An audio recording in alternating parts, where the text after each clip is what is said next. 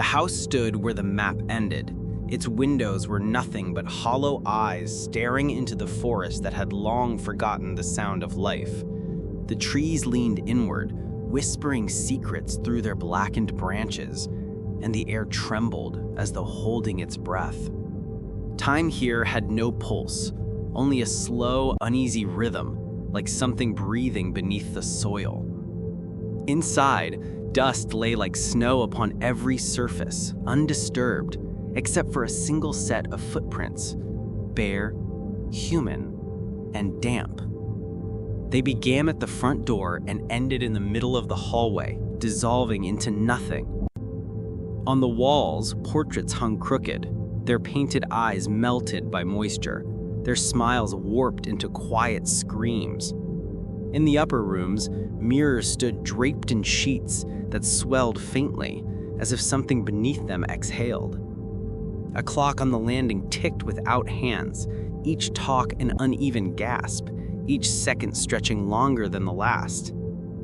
The ceiling above it bowed slightly, as though bearing a hidden weight, something crawling between the beams, pacing endlessly. At the center of the house, a staircase spiraled downward, coiling into the dark. The wood groaned, not from age, but from memory. Every creak seemed to answer the next, a dialogue between the living and the forgotten. Down below, where light had never reached, the air smelled of damp iron and cold stone. A single candle burned, though no hand had lit it.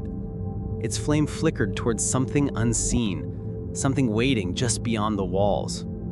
And there, etched into the stone floor, was a pattern. Circles within circles, drawn with trembling precision, smeared at their edges. In the center, a handprint, fresh, red, and human. The candle quivered, and the sound began again, the soft scrape of footsteps, descending from above. The house inhaled. Its wooden frame shivered as though remembering how to move. Cobwebs trembled, paintings sighed, and somewhere in the dark, a door unlatched itself with a long, slow groan. The footprints returned. This time, they began where they had vanished. Step by step, wet impressions spread across the cold floor, glistening faintly in the candlelight. They led toward the spiral staircase, each print darker than the last. As they reached the circle on the floor, the candle extinguished itself. Darkness rose like water filling a room, and yet within it, faint phosphorescent shapes began to appear, faces, or the memory of them, swimming through the air. Their features changed constantly, melting and reforming like reflections in boiling water. One of them turned. It had no mouth, but its hollow socket seemed to widen, to notice, and in that gaze the air itself recoiled. Above, the house moaned again. The staircase groaned as unseen weight descended it. Dust fell like gray snow. The faces faded, retreating into the black, leaving only the handprint, now pulsing softly as though it had a heartbeat. The last step creaked. And there, standing in the circle, was a figure, bare feet, pale skin, eyes wide open reflecting the dark. Its head tilted slightly, as if listening. Then, without sound, it knelt, its hand pressed against the red print on the floor, fingers aligning perfectly. The stone shuddered, the air fractured. A sound escaped the house, not a scream, not wind, something between them, an endless circular whisper that began and ended in the same instant. The flame burst back to life, brighter, taller. The figure was gone. Only the footprints remained, leading back up the stairs. At the edge of the forest, dawn should have come hours ago. but the horizon was still drowned in indigo, the same color it had been forever. The house breathed again, quiet, rhythmic. Its windows glowed faintly from within, as though sunrise lived inside, trapped and trembling. Through one of those windows, the hallway appeared unchanged, the warped portraits, the dust, the air heavy with stillness. Then, movement.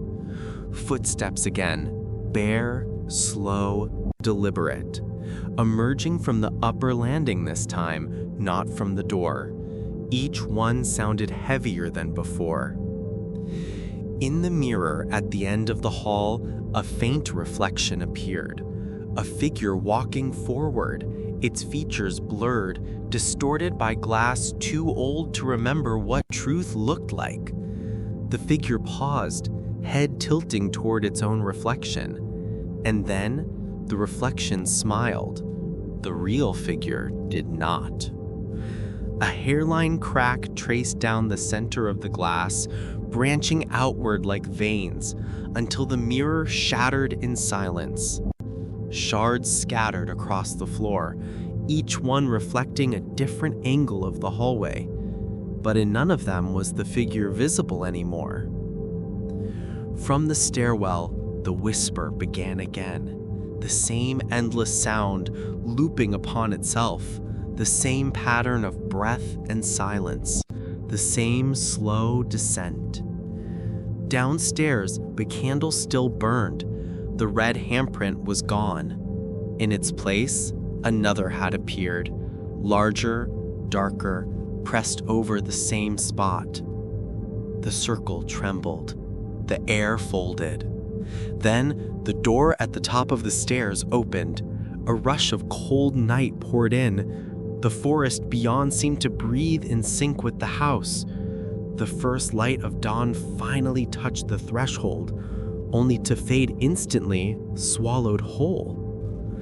Inside, the footprints began once more, fresh, wet, human, starting at the front door. They led down the hall. They stopped in the middle. And then, nothing. The house waited. It always waited. Because dawn never truly comes here, only the next beginning. The same breath, the same descent, the same circle, forever closing itself.